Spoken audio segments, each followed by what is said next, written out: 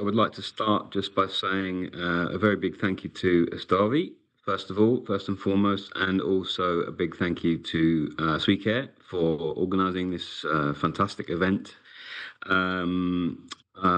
It's truly an honour to be talking to you all today. I mean, I see that there are over 100 people in this webinar just now, and as you say, 300 registered. So that's fantastic to be able to communicate our work with you all, and hopefully make a difference in Ukraine. We're very committed as a company to Ukraine right now in many different ways. So I'm very pleased and very honoured to be able to do that and to be here today. I'm an architect. I have been working as an architect for the last 25 years, working on all sorts of different building projects, architectural design projects, and even city planning and healthcare. I think it's truly inspiring we were very happy to host, and actually, I wanted to say a special thank you to Natalia. It was an honor and a privilege to meet you here in Stockholm, and thank you for organizing the event before. And I was inspired. We were both inspired, I think, when we met everyone and heard the stories and also the work that's already being done. I think that's truly inspirational at this moment in time. And last week I was in Poland at the Rebuild Ukraine conference, and we are working together with 10 cities currently as well in Ukraine. And I continually find myself being inspired by that and find the resilience of the people to be truly unique, and not only in terms of the people but the projects that are happening right now. I'll give a brief introduction as to who we are, what our company does, and the types of a little bit on our history and the type of work we are doing.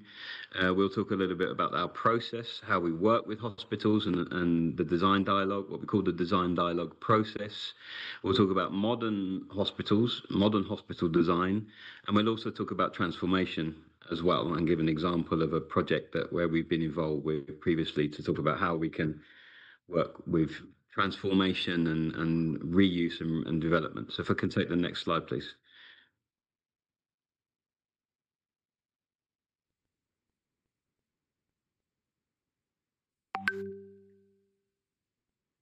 Here we go.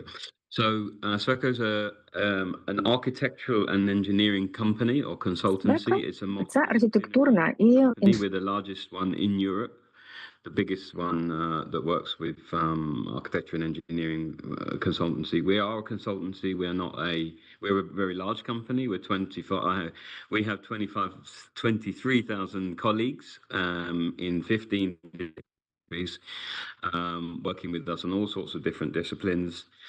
And because we are such a large company, we do not invest in projects, and we also are not a developer. We're purely a consultancy company, which is quite unique as an organization. So we're the fourth largest architects in the world, and we have carry out approximately 100,000 projects in over 70 countries. If I get the next slide, please.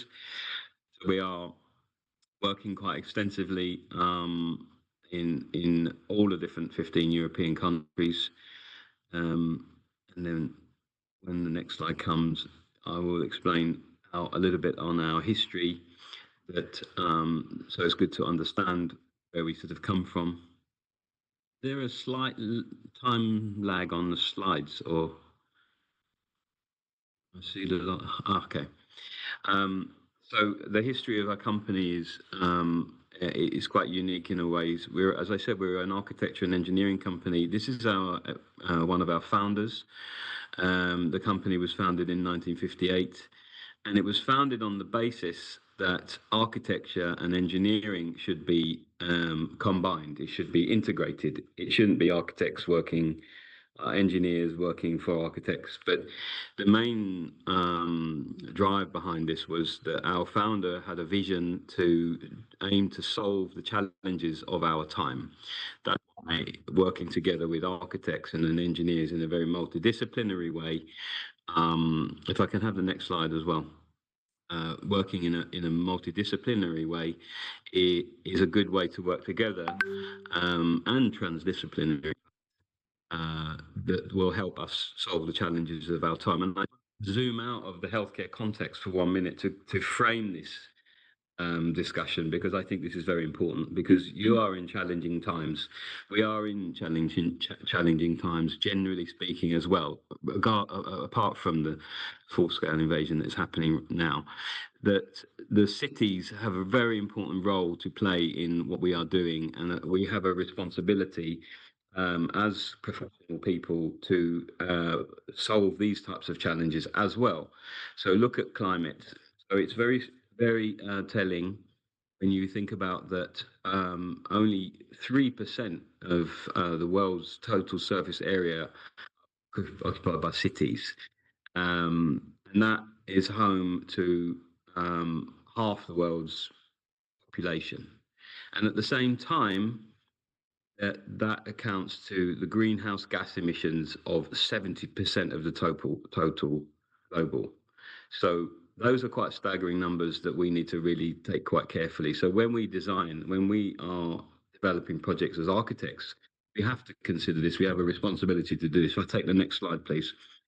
So with that in mind, as an organisation, the challenges we see are very much geared towards sustainability and sustainable design. That's why that is our core business. We work together with the UN, the United Nations Sustainable Development Goals, and as an organisation, if I take the next slide as well, please. As an organisation, we are aiming to work with our own goals, and in our company, we have a range of, on the previous slide, it went a bit quick, but I can explain that we have a number of different expertise. We are architects and planners, but we have engineering consultants of all sorts of different disciplines, from water and energy and waste. And with our colleagues, we are very much in the centre of this green transition, what we call the green transition, and that's happening right now. And we are in the centre of all of that in a number of different ways. We are looking at energy and the transition to cleaner energy right now at the moment on a huge number of projects, also globally. Transportation is another big area sector, together with industrial transition and the urban transition. You can take the next slide, please. So this transition that's happening right now is everywhere, and certainly in Ukraine, it has been happening, in fact, and even now that gets accelerated by, as I said at the beginning, I've been very inspired by working with groups and municipalities in Ukraine, and the projects that are currently underway together with renewable energy and so forth. And this map here shows the number of projects that Sweco have been working on in Ukraine. This goes back, probably most of these are over the last 15 years or so, but there are ones that are further. I was told from my colleagues who have been working in Ukraine for even longer than that. So going back some way. So a lot of this has been focused towards energy and heating, district heating solutions, energy solutions, also water treatment, and we've been working recently with IDP housing, and now working on the recovery plans for 10 cities. Slide, please. So it's an extensive amount of work, and we are also involved with some healthcare now as well. That's growing. And just to focus on the healthcare topic, that we really have an extensive amount of experience working with healthcare projects, both nationally and internationally, healthcare and life sciences. So we're one of the kind of biggest ones that work with healthcare and have a vast amount of experience. If you could move forwards, please. Then, and that is really based in history of innovation that is, driven in from Sweden. There's been a number of different innovations that have led, come forward as we go forward. If you can take the next slide.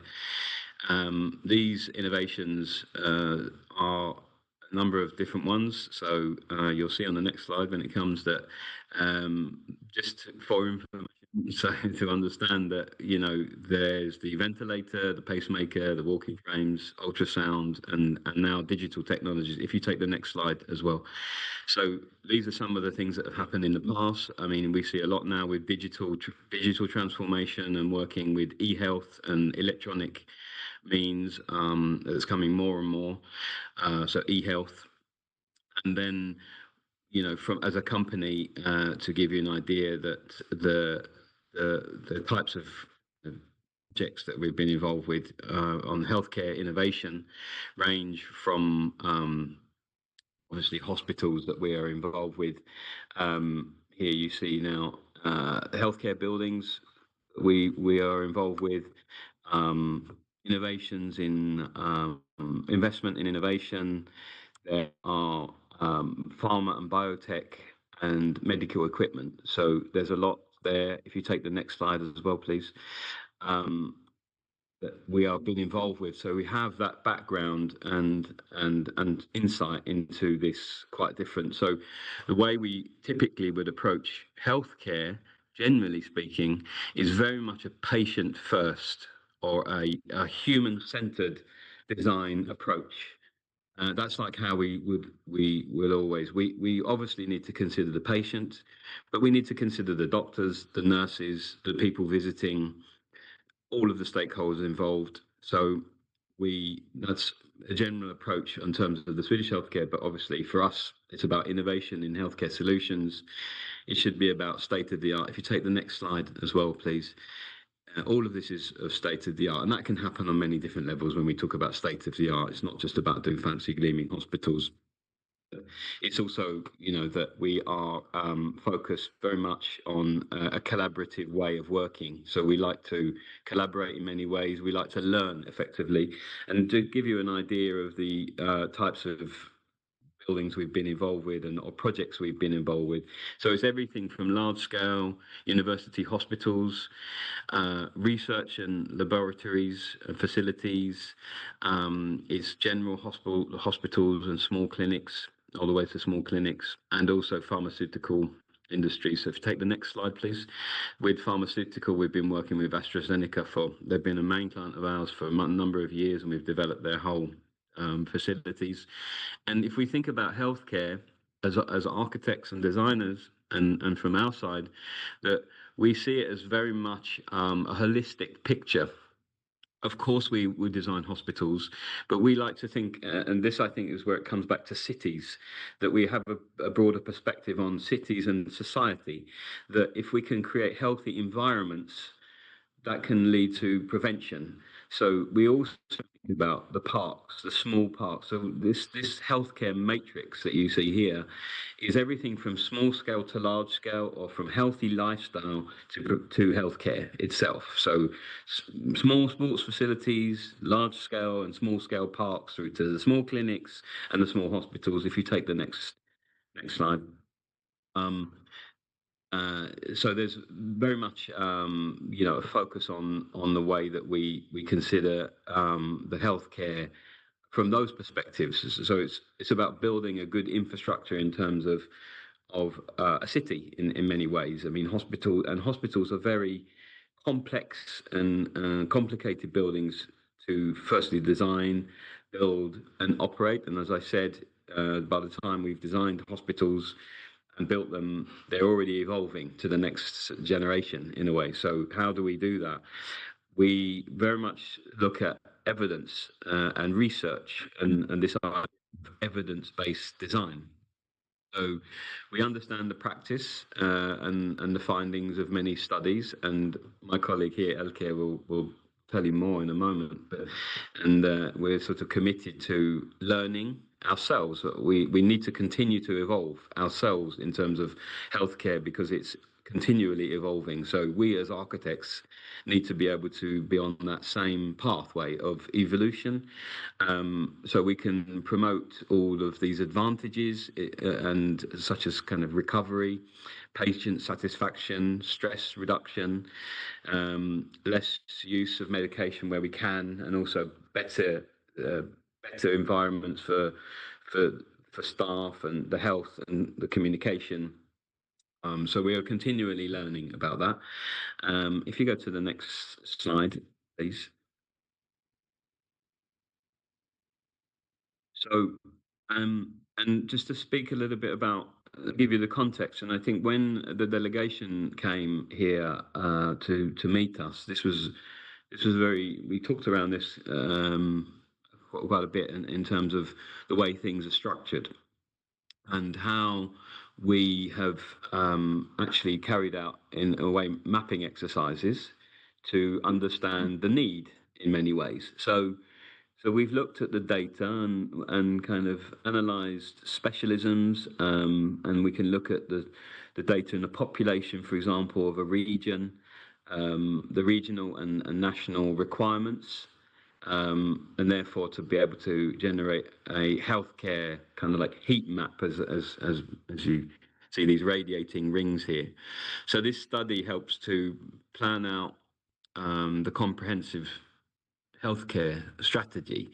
It looks at the demographics, the specifics of the demographics and the healthcare challenges, and that gets combined with the design and the development of the different building uh, typologies. So, and that's quite important, really, because you know it wasn't that long ago that we had a big conference here in Stockholm with the Ministry of Foreign Affairs, where this was in 2023, where we had the Ukrainian Minister of Health and the Swedish Minister of Health, and understanding the context of what is required in Ukraine. And there was a quite staggering numbers about we need this many hospitals and that many clinics, and I think this is where something like this plays a big role, because typically it's not necessary to build large scale hospitals everywhere.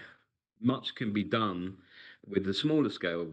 So here in Sweden, you see this map, you see from north to south, you see the regional hospitals that are specific to that cater for the certain needs. And then you have the more specialized, bigger hospitals. So, for example, you have Karolinska Hospital in Stockholm here that has a focus, or you have the University Hospital, well, the university hospitals.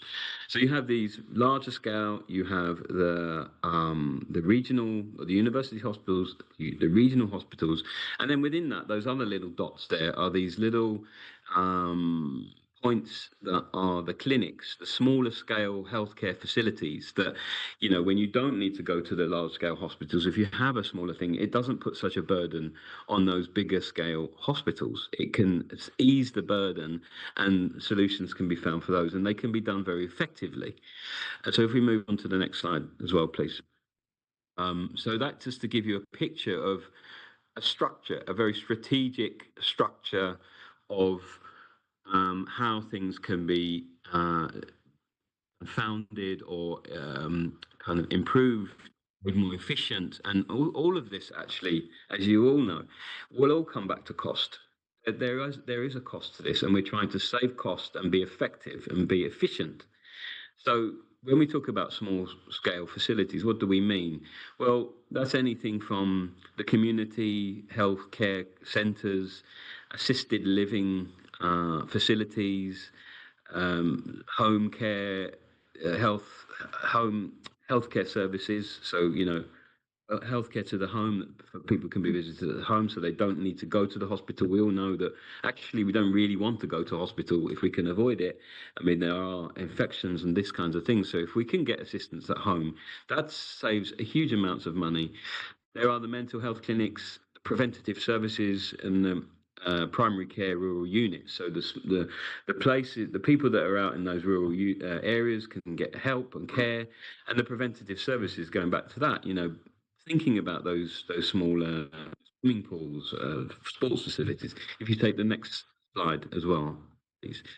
Then we go from small scale to medium scale. We talk about more of a regional health centre, could be daycares, maternity and child health units, dental care, health clinics, emergency services, rehabilitation, dialysis, and primary care centres. The next one. Then we talk about the large scale hospitals, the large scale facilities. So you go from this kind of small, medium, up to the large scale, which is the next slide, please. So this large scale, so these specialized services, emergency services, are also the university hospitals. I mean, often we find that those university hospitals be critical. We need the next generation of doctors and nurses and training and providing and passing expert knowledge to the next generation. So the university hospitals, cancer care units, the specialist ones, even proton treatments, screening and sampling, and advanced and assisted surgery. And if I take cancer for a moment, that's not to say that everything that's related to cancer should be in a large-scale facility. Here in Stockholm, or sorry, in Sweden, in Uppsala, we actually have chemotherapy treatments in a shopping center. There is a facility in a shopping center that has a chemotherapy. It's a small scale. It doesn't mean that people need to go to. Of course, they can do it in the hospitals as well, but there's a small localized facility that they can go to and treat that. So there are these kind of decentralized elements. If you go to the next slide, I'm going to hand over to my colleague Elke, who will then describe a little bit more about the design dialogue and how work in this process together effective way, because what's important about the design dialogue process, and even if you take the next slide actually, just as a time lag so it can be more efficient, this design idea of a design dialogue is very much about a collective process and finding out the key issues. We need to understand what the doctors need, we need to understand what the patients want, the nurses, the visitors, all these. So this is why design dialogue becomes a very critical process in the way we work and when we design hospitals. So the next slide, please. Yes.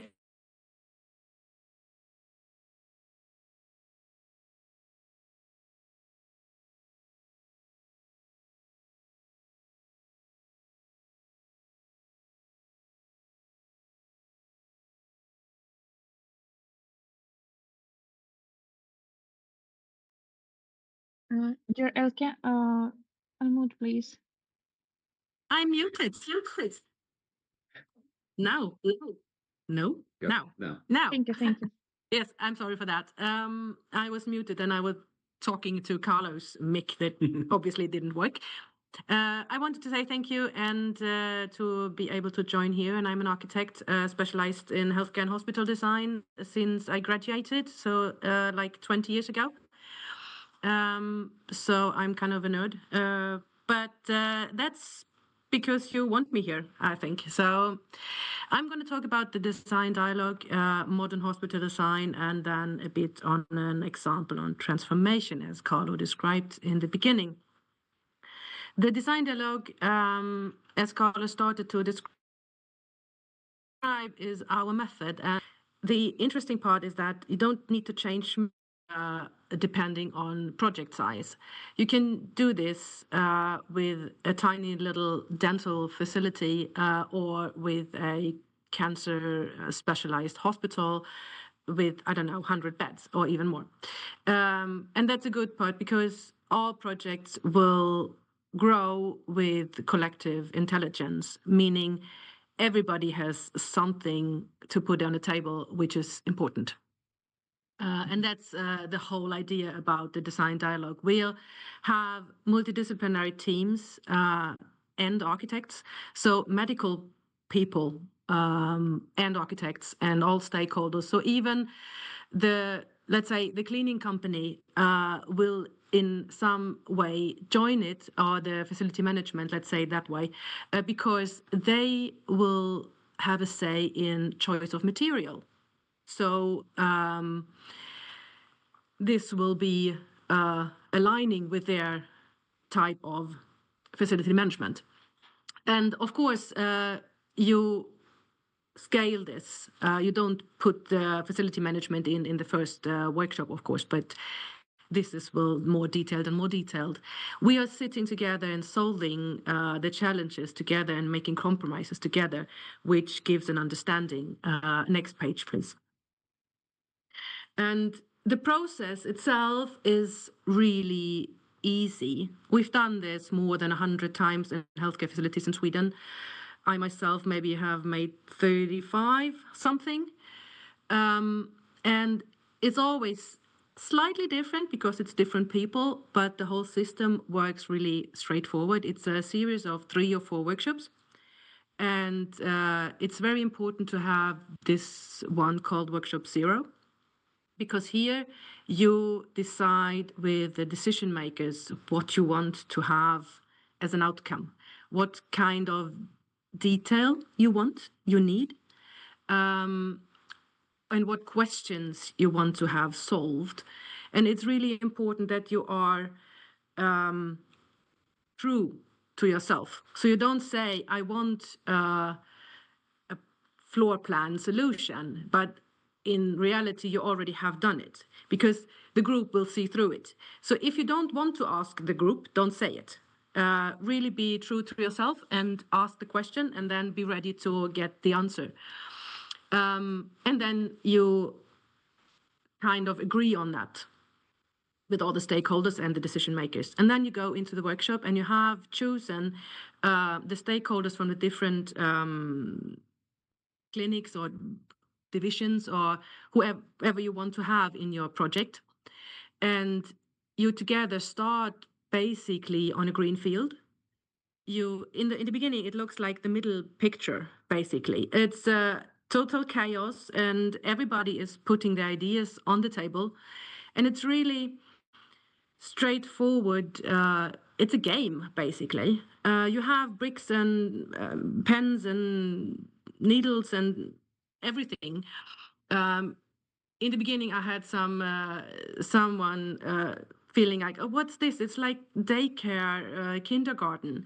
But then, after a while, you understand why those tools are the way they are, because that's something created by the human body. The fingers, you can't grip something which is too small, or you can't choose a digital only version because someone will hold the mouse and that person has the power. So you have to have something that everybody can arrange and adjust during all the time. So that's why these tools and methods are really, we tried everything and evaluated and made them better. So in the beginning, you start on green field and you try to find the best of flows. And then you detail it more and more. In the next workshop, you evaluate what you did the one before, and you get a really democratic system on building the groups. And a really important part is that you describe to the others what you were thinking, which make you have to to voice your ideas, which is really good. Sometimes when you think you have to say something and you can't really get it out, you talk to your best friend, and then you have said it once, and then you can say it to the real person because you already have done it once. You know what I mean? So that's one really important part on communication in your project. The next page, please. What normally comes out of a design dialogue is a so-called block layout. It's not a drawing, but it's about, kind of. You see some idea on building form, and you can have a startup on square meters and like a room list. But this is obviously all preliminary. But from here, you can really do something we call a test. We call it scenario test. We have on the first page, I jumped over it. You have this. It looks like a little game board, a board game. We have these little figures, and you put the figures on this drawing, and you can check out what happens a Monday morning at 10 when it's really frost and ice and every second person breaks their leg. What happens to my hospital? Will it be enough? And you can check it in this really, really, really early stage, which is really good. And we flipped over a couple of plans in that stage where we saw, okay, the waiting rooms won't be enough or whatever. You can find this early, and it's really good. You can adjust your brief. Room size and numbers, and you can adjust your brief. So not planning for something which is not working later on. Next page. So if you take this and then you go into how do you do it? And modern hospital design doesn't necessarily mean modern hospital new design. A hospital design can also be in an existing facility. I want to stress this because it's really important. We work on those 7 pillars. Basically, it's as Carlos said as well. It's about human-centered, patient-centered, and patient in focus is already some kind of buzzword nowadays. But I mean, the patient is focused because that's why all the things are built. But we should not forget all the other people being there, staff and facility management, as we said, visitors, children need a special attention as patient or as visitors because they kind of take in everything double amount, the good and the bad. And obviously we need to work on accessibility, especially for you as well, and flexible and preventative. So you want to kind of nudge people to do it in a good way. Don't put the elevator in front of just after the front door. Put the staircase there and the elevator next to it. So you kind of tell them, take the staircase if you can. If you don't, well, go to the right. Instead of pushing bad behavior. So that's all of this will go in to our design. Next page, please.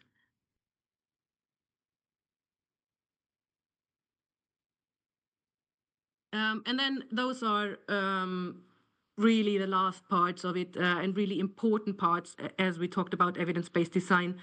It's the use of color, art, and natural elements. It's both materials, but also views outside the window and stuff like that. Because we now know proven that this makes a difference. And you can see it in numbers. So you can see that there's a difference in how fast people will be signed out, recover, how much less medication you need. And this is all money. But not only money, it's also, I mean, you don't want to be there, so you want to get out as fast as you can.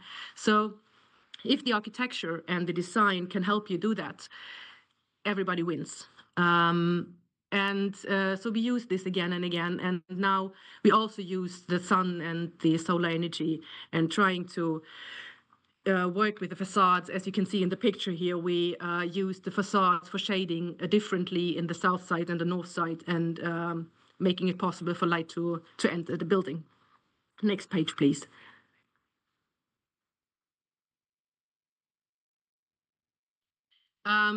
I think we go through this quite quickly here because we have a little time, and you will get this. Obviously, you can read it through, so I don't need to read all this.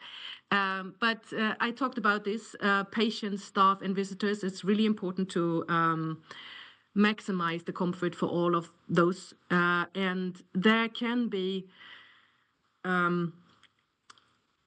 if staff have a good working environment, this will double up to the patient, because if the staff is stressed, the patient will be stressed as well.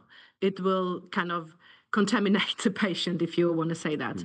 And in the same way, if your loved ones come to visit you and they don't feel safe and don't feel comfortable, they will contaminate you with this again. So if you make all this around happy, this will be your recovery. Next page, please.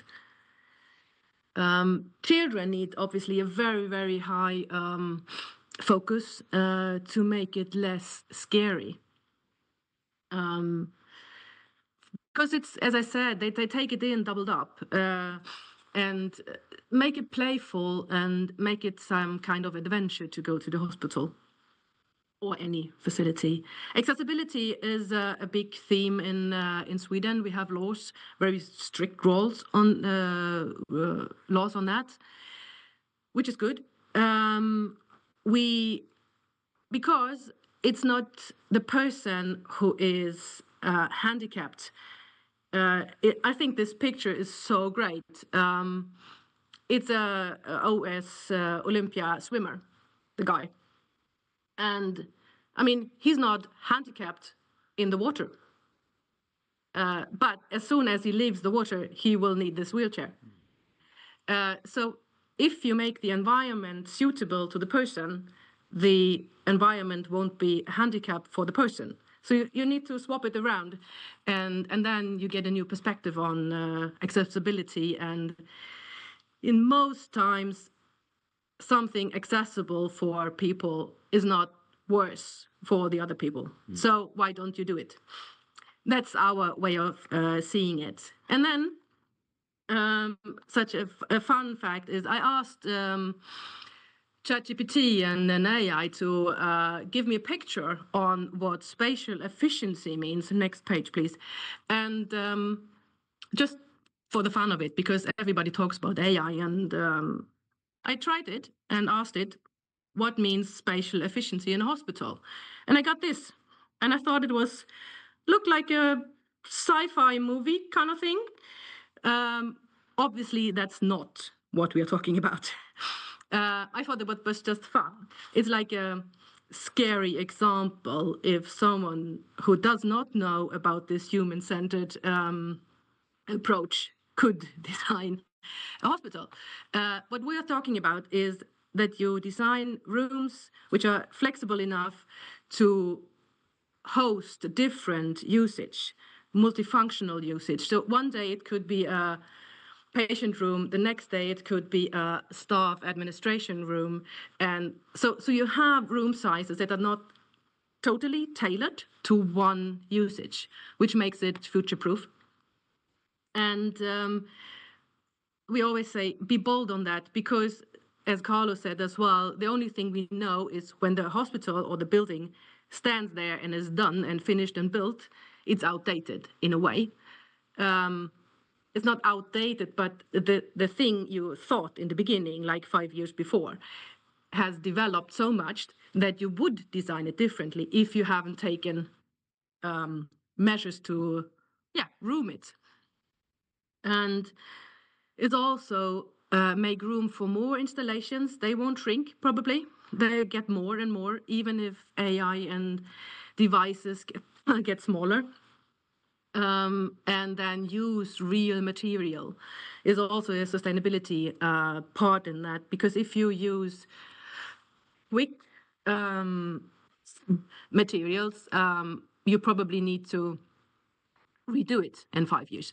And if you have if you say you have a pan of stone and you have a real stone and you have like a clinker, cockle, whatever tiles, they have a different life span, and obviously they are a little more expensive in the beginning, but if you can keep them for 20, 30, 50 years, and the other one you have to redo every 7 years, you understand the idea. And this is with all the materials, and they will help with all this kind of experience. Next page.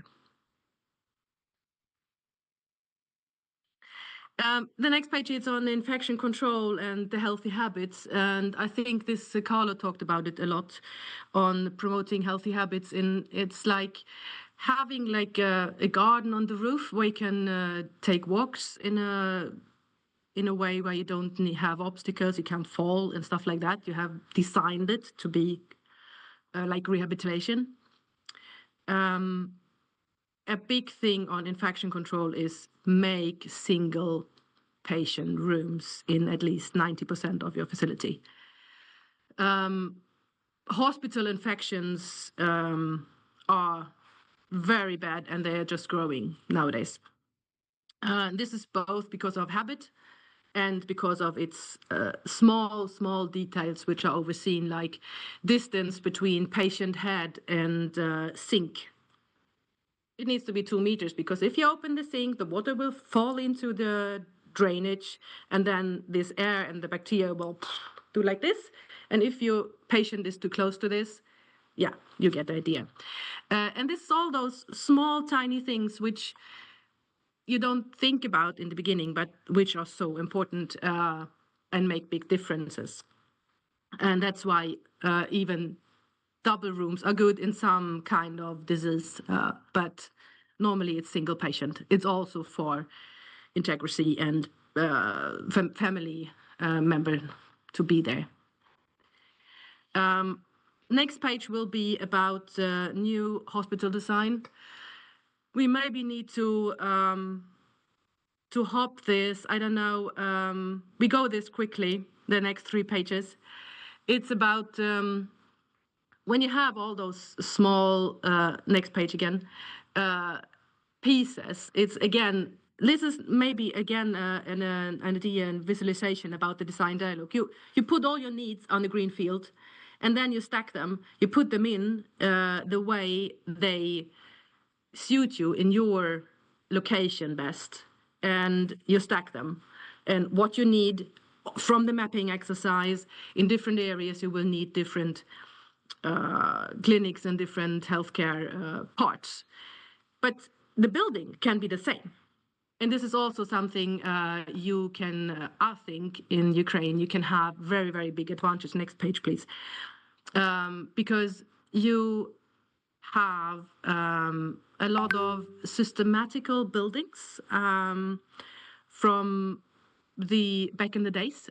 We had this in the GDR in East Germany, where I grew up as well, where we had this type 1 and type 2 schools and hospital buildings.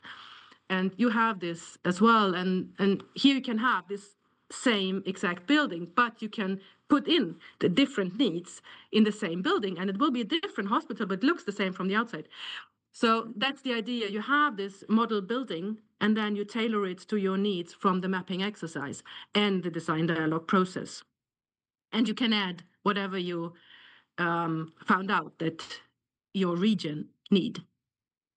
And then you, if you can hop the next page and go to the security, the orange page. In your country, obviously, there's another thing to think about. Even Sweden has several books now on robust and not the robust is not the real word. To safe hospitals and infrastructure. It's because it's not about building a hospital underground to have it safe. It's also about building facilities that don't have this, for instance, large glass facades, because though they won't survive an attack. And it's also about cybersecurity to build the infrastructure inside the building safe, and so no one can cut off your power or can cut off your water supply or all these essential things. So it's really important if you rebuild something that you think about the whole system, not only the building structure itself. And then, of course, hop in the next page, please. Psychiatry ward and war veterans have a different need, and even more important that you focus on this green evidence which affects your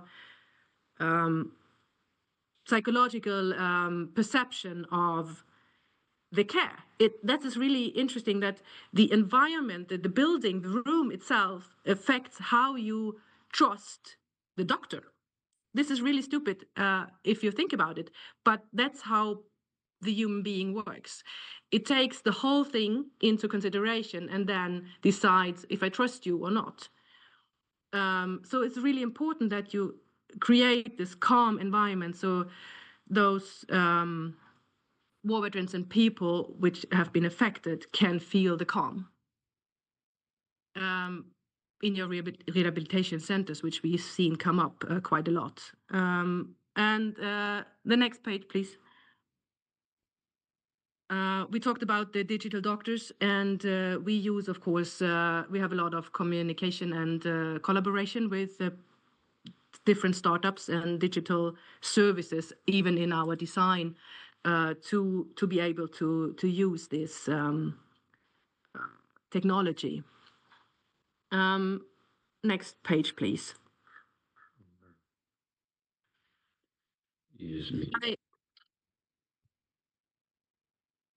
Just to quickly say on transformation, before we get into the next bit, so we've had like a discussion about modern designing a new facilities. Talk about transformation of existing. If you go to the next page as well, so we work a lot generally with existing buildings, and this is a very important topic because if I just go outside of hospitals for one moment, generally speaking, to reuse, renew, and recycle is an important topic nowadays. Everybody talks about sustainability, but actually it's about circularity. So reusing and renewing and recycling is a very big sustainability measure just purely in itself. And I think a lot of times that there's a big disconnect between we're reusing an existing building and it needs to be sustainable. They are inherently, it's a very similar thing because it all comes down to carbon footprint, the operational and the embodied carbon within a building. If you simply reuse a building, it will save so much more carbon knocking a building down and reusing it. So using existing facilities to promote reuse, renewal and recycling is just inherently a good way. When it comes to hospitals, we have a huge amount of experience on taking the old ones out. As Elke was saying, we need to be able to modernize those departments and facilities in a very effective way. So if we can build that flexibility in a careful way, everything can't be flexible. That's impossible. But we need to renew and replace. If you take the next slide as well, it's an important topic. So I think it's very relevant for what's happening now. So here's an example of we've kind of we worked on in the past. Yeah, and I'm gonna go through this example. It's in Norrköping in Sweden, south of Stockholm. And on the picture you can see what we talked about, this the views, the nature you see, which, I mean, this picture gives you like, I want to be on this balcony.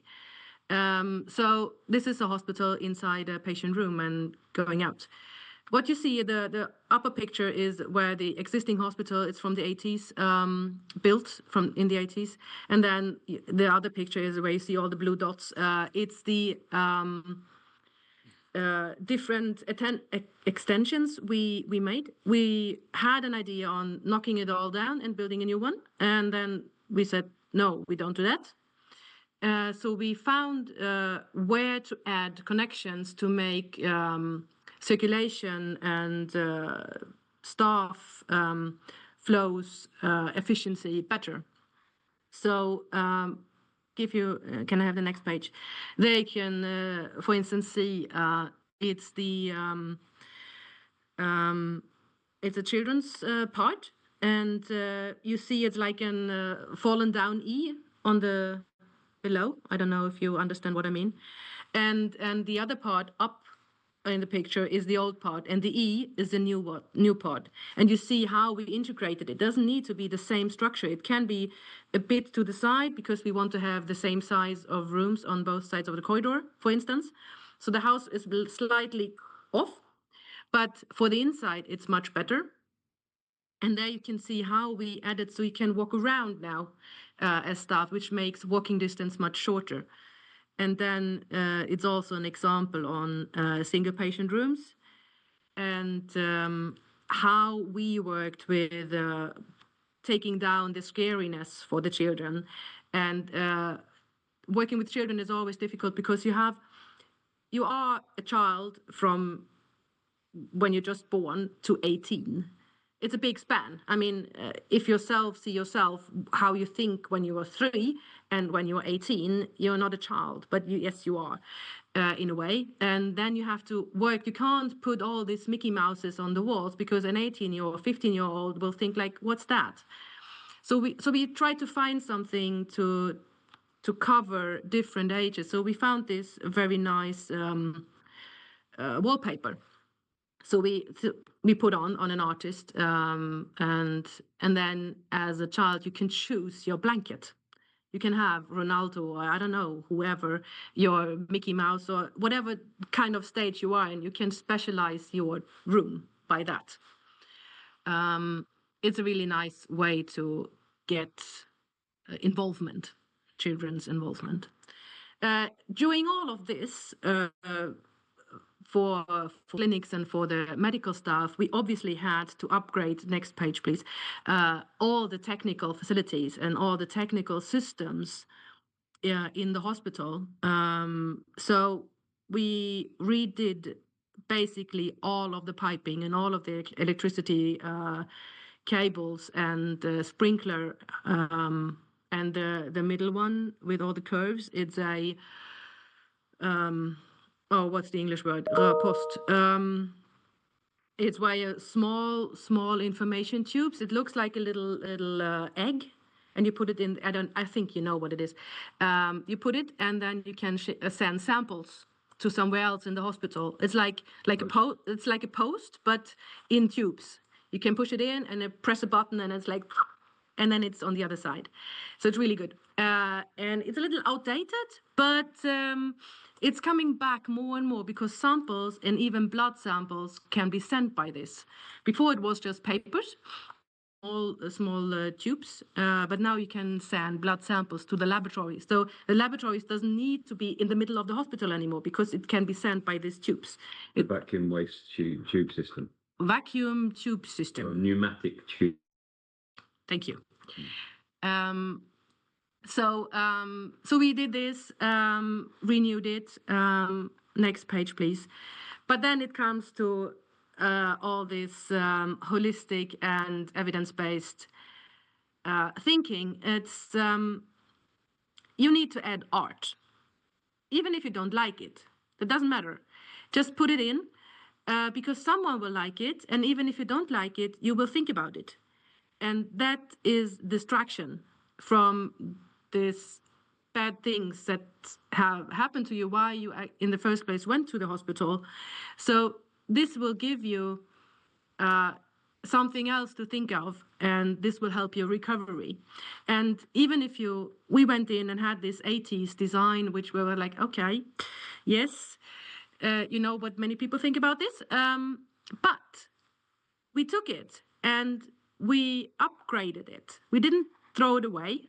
We took it and we polished it. We put the same pattern, but with new colors. We kind of worked with it and added stuff. The sculpture of the head is an original, and the little cloud in front is a new one. And we put them to the other places and added things. Next page, please. And even interior, it was an old 80s hospital, and it doesn't need to look like that afterwards. You can add calm, nice, natural material and colors to differentiate the approach and for the patients and the staff. And even in this very clinical surgical rooms, you can add nature pictures on the walls and everywhere. It doesn't need to stop you. Just because it needs to be clean doesn't mean it needs to be white. And for me, the most important thing is that you have someone going to the hospital or to any healthcare facility who is in a very fragile state. And we are here to help them to get out of this fragile state, to get healthy and get, in your case, normal grown-ups, children affected by the war, and even grown-ups, of course, but even especially children who experience all these horrible things. They need to have a safe place. And they need to be able to have this idea, I'm going to the hospital and someone will help me and I will feel safe. It's not like, oh my God, it's even more terrible things going to happen to me. And you need to take this away. You need to kind of put some play in it you need to get this calm in it. And even if the children may don't feel it from the environment, but they feel it because their parents or guardians feel it. And they, yeah, as I said, it will be contaminated to all of them. So in the end, all we do, next page, is for those kids. And with that picture, I want to conclude our masterclass and again say thank you that we could share this knowledge, because